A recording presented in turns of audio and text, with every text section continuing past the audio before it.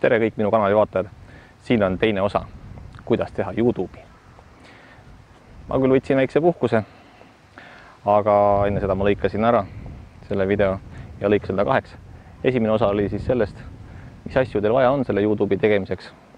Kaamera, mikrofon, valgustus, sellised asjad. Ja kuna see video tegelikult tuli pikk, siis ma lõikasin ta pooleks. Ja nüüd on teine osa, mis räägib sellest, miks minusugused pensionärid võiks ikkagi mõne YouTube'i video teha. Mina küll juba teen neid, aga teie, kes te veel ei tee, võib-olla tasuks selle peale mõelda. Sellepärast, et YouTube on üks väga õnnetu koht, eestikeelne YouTube nimelt. Pole siin mitte midagi vaadata.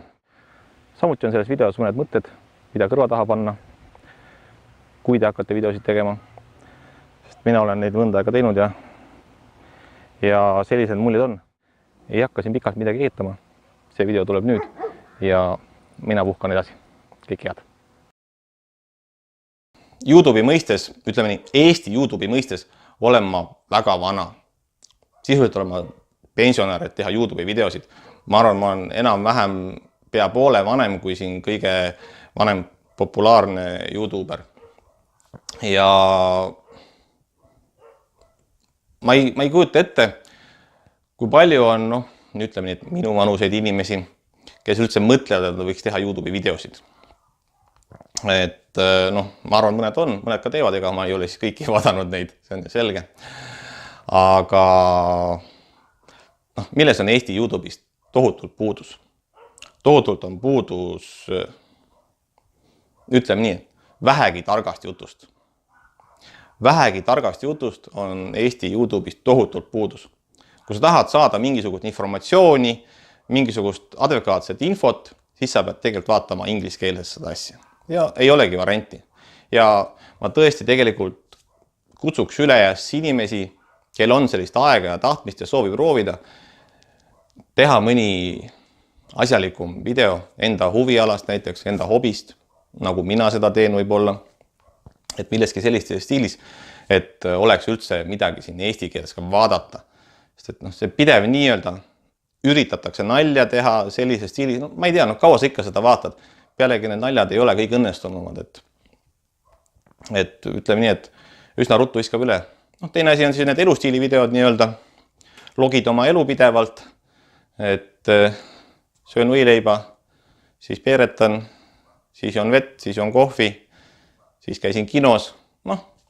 Jah, osade inimeste elu on huvitav või nad teevad selle nii-öelda huvitavaks, aga ütleme nii, et sellist väheke teistsugust juttu põhimõtteliselt eesti keeles ei ole YouTube'is olemas ja väga kurb. See on väga kurb, et tõesti ootaks nagu inimeste nii-öelda ettevõtlikkust. Et kätte võtta ja teha mingi video, mingid videoid. Sest ma olen kindel, et Eestis on väga palju inimesi, kel on väga huvitavaid hobisid, mida nad võiksid videotena tegelikult teha. Ja võib-olla isegi kuskil on nad olemas, aga nad ei ole lihtsalt leitavad, nii nagu minu video ei ole paljudele teistele leitavad. Sama lugu võib olla ka nende videotega, et lihtsalt ei sattugi peale. Ja seetõttu võib julgelt minu videot jagada, et rohkem inimesi saaks sellest teada ja võib-olla on kellegi sellest kasu. See on ka üks asi, mis YouTube'ist tagasi tuleb, aga selle nimi on negatiivne tagasiside. Et enamasti tabab teid mingit sorti negatiivsuse laine, kas siis kommentaaride näol teile kirjutatakse, mis iganes, et sellest peab ka üle olema. Kui te tahate YouTube'is videosid teha, et selleks peab olema valmis, kui palju seda teile tuleb, see on ise küsimus, aga te peate olema selleks valmis. Sest mingit sorti see ilmselt ka teile kaela sajab. Ja võibki olla lihtsalt probleem selles, et teil on vähe valgust, kehv heli või te räägite igavalt ja need on sellised asjad, mida te saate ju aja jooksul parandada. Ja parandage seda ja videod lähevad heaks, tunduvalt paremaks kui alguses, see kõige esimene, see kõige õnnetum. Ja minult küsitakse, miks ma neid videosid teen. Et kuhu ma tahan jõuda YouTube'is videosid tehes. Ma võin teile kohe öelda, et mul ei ole suurt plaani, kuhu ma nendega tahan jõuda. Ma ei saa miljonit vaatajat, sest Eestis ei ole nii palju elanikke. siis ma ei saa sellega raha teenida, nii-öelda, et YouTube mulle maksaks. Et see on minu hobi, ma räägin oma hobist ja ma lihtsalt jagan oma muljeid, oma arvamust ja loodan, et sellest on kellelegi teist kasu. Et ma innustan kedagi, mul on sellised hästi lihtsad lootused. Jah, ma võiks selle teha oma äriks, võib-olla ma teen oma hobi kunagi oma äriks, kui ma sellega viitsin nii põhjalikult tegeleda. Võib-olla, siis on need videod mulle kasuks. Eks seda me näeme tulevikus, aga praegu on see küll puhtalt teie innustamiseks osta paremat helitehnikat, paremat pilditehnikat, saada aru, mida te üldse kuulate ja vaatate, puhtalt selle pärast. Ma ei teeni sellega mitte pennigi, peaks ütlema, et see on tegelikult tohutu kulu, selle igasuguse mandi ostmine, et see on pigem kulu. Aga samas on see ka rõõm neid videosid teha mõnes mõttes. Et ma ei kahetse, et ma oma kanali asutasin ja hetkel ka sellega jätkan. Aga mida tuleks teil oma kanali tegemisel jälgida? Ärge tehke igasugust putru, sest milles on probleem? Vähe vaatajaid. See on fakt. Kui te ei kasuta mingeid nii-öelda fake otsisõnu, mida teie videos üldse ei ole või nii edasi, siis te tegelikult neid vaatajaid ei saa. Ja see võtab aega, et üldse mingid vaatajad tekiks. Ja siis te hakkate igasugust asju üritama teha. Küll ühte, küll teist, üritate mingid nalja teha, siis üritate mingid, ma ei tea, mis asja teha, hüpata kuskilt alla, et äkki see on põnev kellegi vaadata, või midagi sellist ühesõnaga. Et mitte seda, mida te tegelikult alguses tegite. Ja see on suur viga, sest tegelikult kedagi ei huvita see puder ja kapsad. Enamik inimesi tahab ikkagi teie kanalil näha seda konkreetset asja, mida teie teete. Ja kui te tahate teha mitut asja, tehke mitu YouTube'i kanalit. Tehke endale 2 või 10, kui te tahate rääkida erinevatest asjadest. Näiteks mina plaanin teha veel ühe kanali ja sellel ma tahan käsitleda koeri, et video sellest, kuidas koera treenida, anda teile sellist põhiinfot näiteks. Aga seda ma ei hakka tegema siin kanalil, sest see oleks täiesti nonsense. Ma loodan, et saate kõik aru, et kui ma praegu tooksin siia sisse koera videod, siis te küsin, oot, mis asja ma nüüd vaatan. Ma tahan näha, et see tüüp räägiks mingit kuradi kõlarist, et okei, ta räägib võib-olla jamat, aga ma ikkagi kuulan ära. Nüüd ta mingit koerast, mul on kassid ju. Et ärge seda viga tehke, jääge oma stiile kindlaks.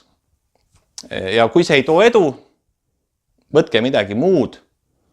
Te võite ka oma kanali lihtsalt ümber nimetada, see on üks variant, et kui seal nagu üldse tolku pole ja siis hakkate nii-öelda nullist pihta, võtta vanad videod maha. Aga ma soovitan teha eraldi kanali, kui te näiteks kasutate mõlemat asja paralleelselt, erinevaid teemasid käsitlete. Muide, kas te panete tähele, miks see video tundub huvitavam? See on sellepärast, et ma vaatan kaamerasse. Ma vaatan nimelt teid. Enamus aega ma vaatan teid. Ja see tegelikult toob väga olulise vahe, väikse, aga olulise vahe, kui ma vaatan teid. Sest alguses ma vaatasin kõrvale. Vaatad sinna, vaatad tänna, mis sa ikka seda vahid, pole seal midagi vaadata. Aga see on tegelikult päris oluline asi, sest et niimoodi tundub, et ma räägin kellegi teisega. Mitte ma ei räägi teiega, aga tegelikult ma räägin teiega. Ja tehke teiegi seda, kui te teete videosid. Rääkige minuga. Kõike head teile ja järgmise korrani. Paar asja veel. Kohe räägin teile veel paarist asjast, mille ma täiesti ära unustasin. Kui palju vaeva tegelikult nõuab ühe video tegemine. Rääkimata on veel see, kui vähe tegelikult on see materjali hulk, mida saab kasutada. Ma näiteks praegu teiega räägin, jah, nüüd ma olen osavam, mul kuhub vähem selleks aega, aga esimesed videod, ma arvan, 2 tundi ma rääkisin ja ma lõikasin sellest siis, ütleme, 10-20 minutit. Ja tegelikult ma oleks pidanud lõikama lühemaks, et mul on seal isegi 25 minutilised videod, ma oleks pidanud lõikama veel seda nii-öelda jama vähemaks, aga ma ei osanud seda õieti teha, õieti hinnata seda mahtu. Ja ka seda ma olen õppinud, et väga pikka videost ei ole mõtet teha ja väga vähe materjali, mida sa tegelikult räägid, on võimalik ka kasutada. Et tõesti, räägid seal tunnikese, aga materjali saad võib-olla 2 minutit või 5 minutit ainult. Et see on see oht ja eriti alguses. Ja kui sa seda ei tee ehk ei lõika ära igasugust muud putru sealt, mis sa oled veel juurde rääkinud, siis see video läheb väga igavaks ja noh, ma juba kardan, et ka see video, mida ma praegu teen, läheb väga pikaks ja väga igavaks ja tõsine hirm, aga üks asi on veel, millest ma tahan rääkida, on see, et teil on vaja mingisugust tarkvara, millega videosid lõigata. On olemas telefonisiseid tarkvara või arvutis, mis iganes, teil on vaja, et lõigata oma videosid. Fakt. Jah, on YouTuberid, kes tõesti filmivad lihtsalt telefoniga, räägivad jutu peale ja postitavad ja nad on tuntud ja kuulsad, et ei lõika mitte midagi. Jah, nii saab,